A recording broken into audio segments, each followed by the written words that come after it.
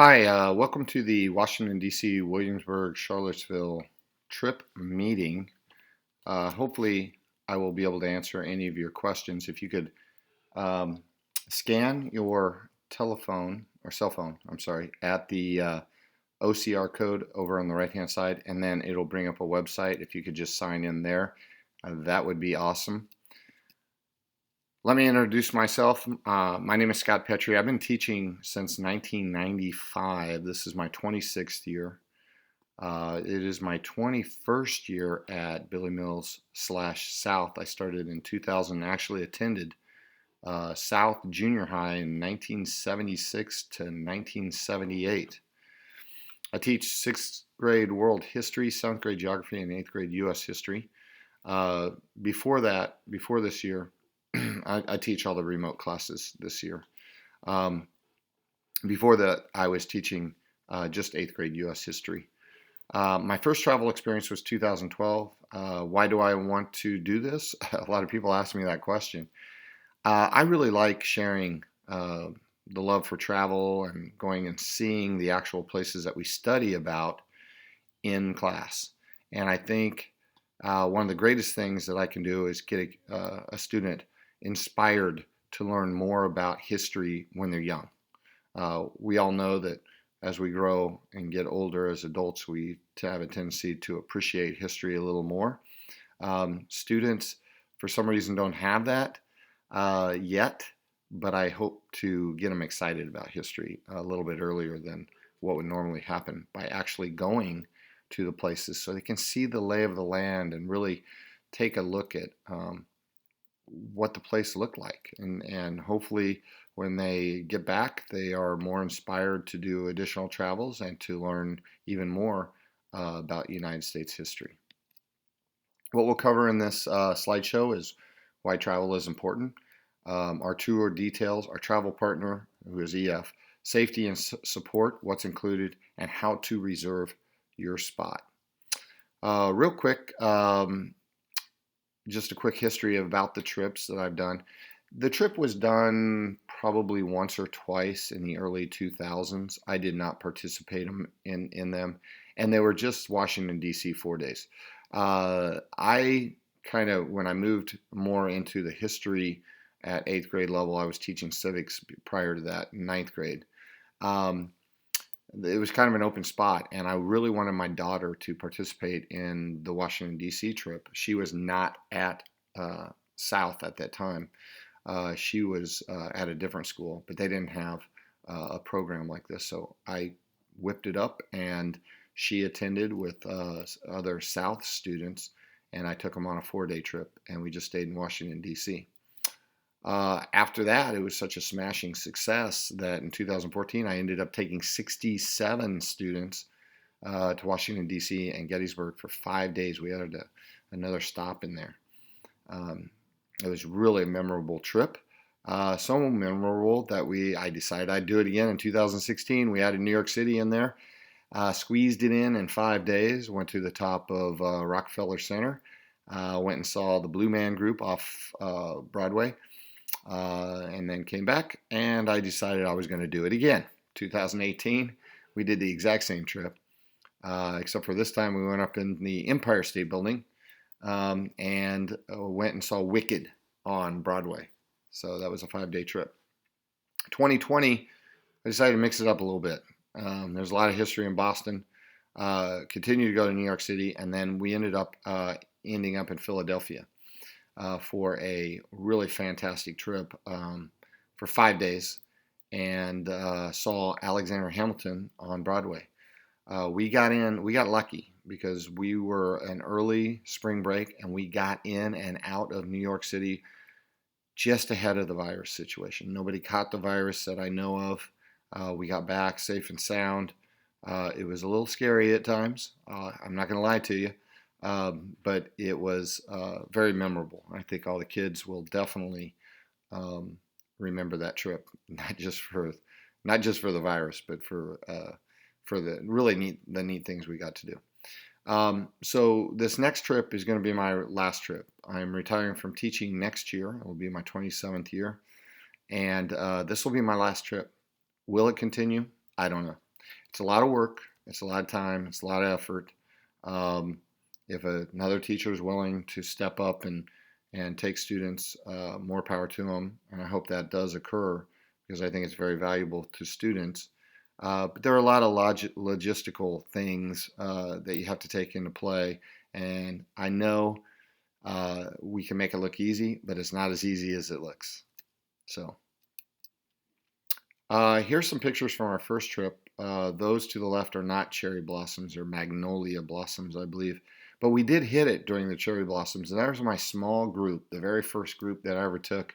My daughter's wearing the green shirt over on the right-hand corner. And behind them is, of course, the White House. You can compare that group photo to our larger ones. This is down the tidal basin, and we actually hit the cherry blossoms, which was amazing. First time I'd been in Washington, D.C., first time I'd taken a group to Washington, D.C., and what do you know? We hit the cherry blossoms. It'll be much different 2 years later when we go back to Washington, D.C., and there's a 8-inch snowstorm happening. So you never know the weather in Washington, D.C. To the left is a traveler who got a little tired. I believe this is on the way back. Those are the buses that we use. Very nice buses to take us to and from Billy Mills to the airport. Over to the right is Devil's Den, Gettysburg. That was a big hit. People love climbing on, students love climbing on huge rocks. And we spend a lot of time on Gettysburg in U.S. history. Over to the left, Armand Chicago Pizzeria. I hope to eat there again. It's a fantastic Chicago pizza place. Those are the places we like to eat for dinner. Over to the right is my daughter reimagining the picture that I'd taken with her in 2012 where she's touching the point of the Washington Monument with her finger. Over to the left is the laying of the wreath ceremony. This was my first group that did this. We had 2 girls and 2 boys participate in it. The 2 girls, I usually let them work out who's going to actually lay the wreath down. And the 2 boys let the 2 girls lay the wreath, which I thought was very admirable of them. And they laid the wreath that had our school name on there at the tomb of the unknown soldier. Over to the right, we have our group in New York City at Rockefeller Center. So you can see how our group has gotten a little bit larger each and every year. This is Times Square picture where we were in New York City during what was termed the Snowmageddon. It snowed out our Gettysburg part of it. We were in Gettysburg. We just couldn't see anything because there was 8 to 10 inches of snow everywhere. We did make it to New York City okay, and the snowstorm kind of fizzled out, actually. Despite what you see there, it didn't accumulate hardly at all on Times Square. Up more so up near Central Park, but as you can see, Times Square very different. If you've been to Times Square 20 years ago, it's very different then compared to now. But I'm not so sure about New York's safety after what has happened with COVID and the rioting. It's one of the reasons why I did not schedule New York in this last and final trip. The one to the left is a ferry boat ride to the Statue of Liberty, and over to the right is the old State House in Boston, Massachusetts. And I think it's a wonder to walk downtown in Boston among the skyscrapers and the tall modern buildings, and then just pop right into one of U.S. history's greatest events, the Boston Massacre, that occurs right in front of that building. Probably in the street today is where it would have happened. Over to the left, you have the bus that we normally ride around in from city to city and spot to spot in the cities.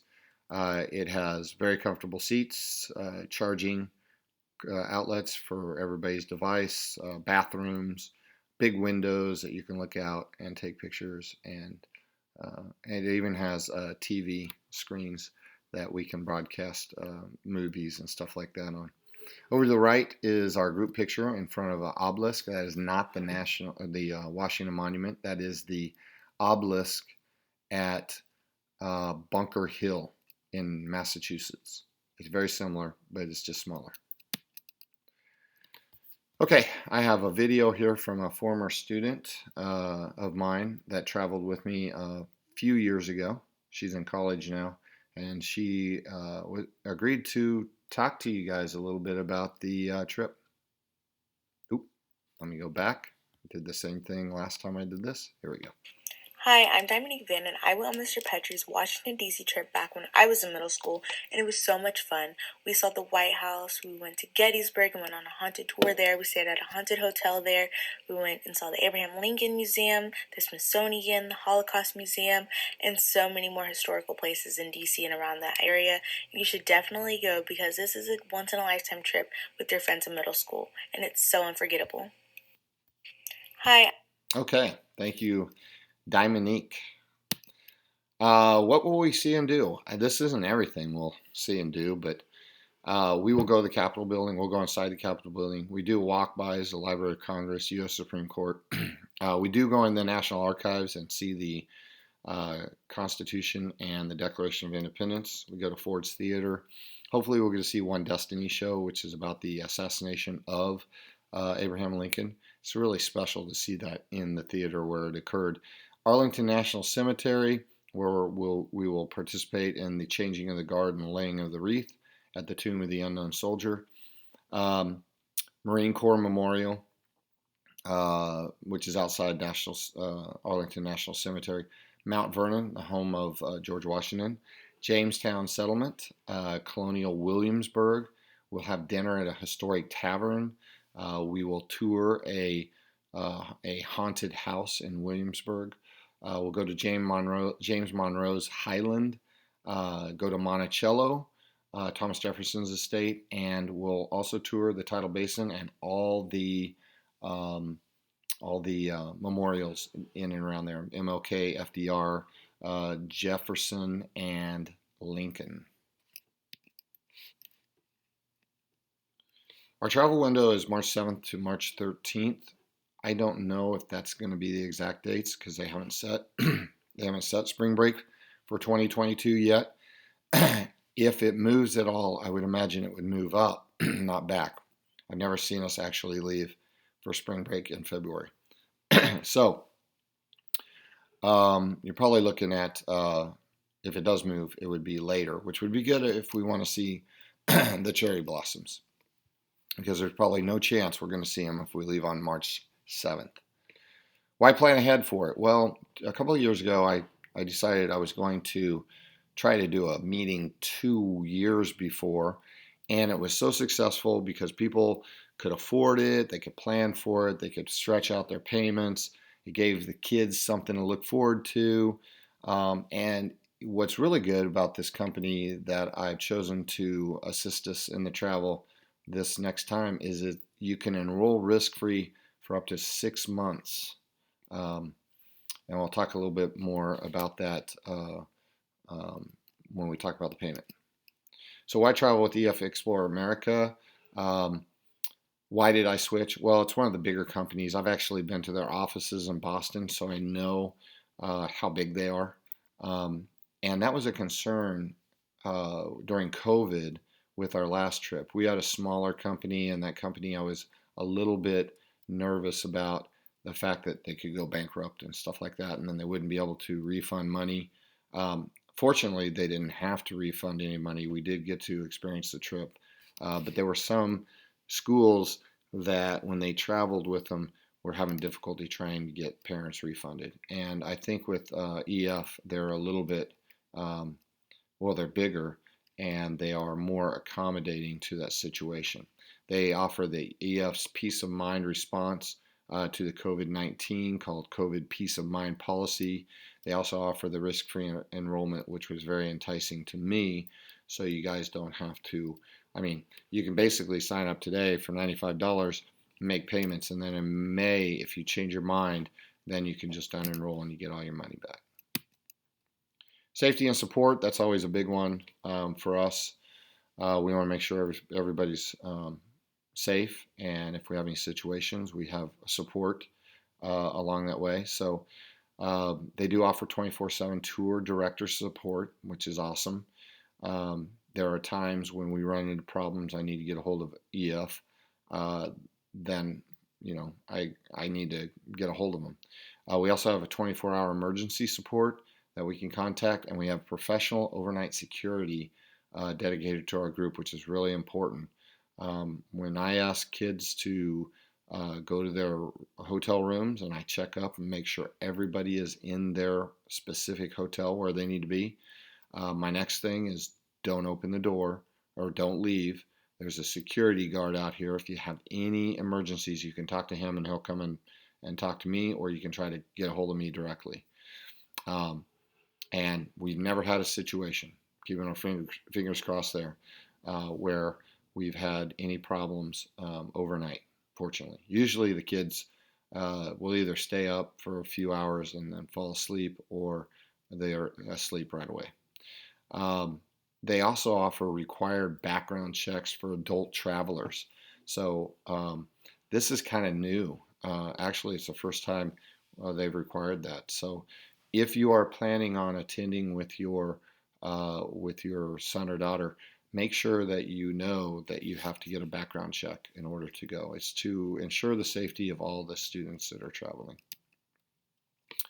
Paying for the tour. There are scholarships and fundraising options available. They have the Explorer Scholarship. I don't know much about this company and the scholarships because we haven't used them before, but World Strides in the past offered something similar, and I think they offered it was needs based. So if you actually met the requirements, you could get. I think World Strides gave 75 up to $300 towards the scholarship, towards the price of the trip. So everybody seemed to get one that qualified. Some people got more than others. And you also have the giving page, which is similar to GoFundMe, but they don't take away any of the money. You get 100% of your donations. Protection plans over to the right.